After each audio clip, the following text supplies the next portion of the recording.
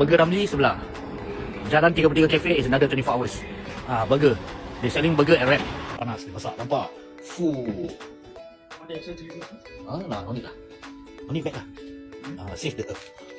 Thank you, boss. Until morning night open. 24 hours. Yes, 24 hours. Best lah. Alright. Thank you, boss. Fresh. Okay, satu dekat sini, korang tak boleh dine in. You cannot dine in, but you can sit. You see ada corner tu semua duduk. Korang boleh duduk kat situ. Jet Kunafa best lagi ya.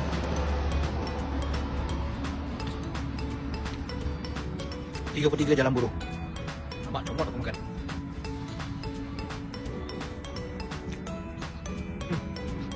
Satu-satunya kedai minyak yang ada kafe. 24 jam halal.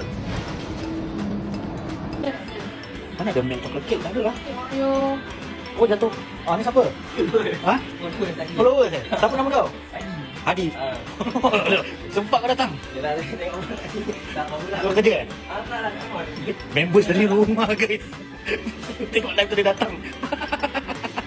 Nak beli apa? Roti eh? Di sini. Tengok support guys. Siapa nama?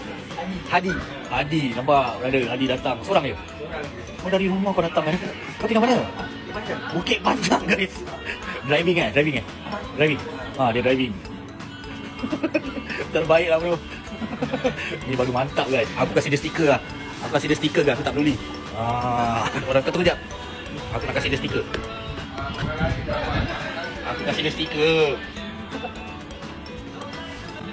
Mana? Dekat 33 Jalan Buruh. Nah. Nampak guys. Stiker. Makan normal.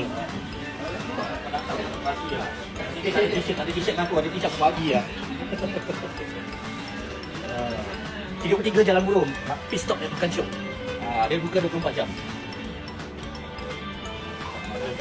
Set pula tu. Oh, tidak mengirim salam. Kirim guys. Wow. Ni brother betul support lah dia. Terbaik Hadi. Aku tak expected dia turun. Be like Hadi. Kakak dia terus dia turun. Dia tinggal Bukit Panjang guys dia datang. Dia beli makan shop.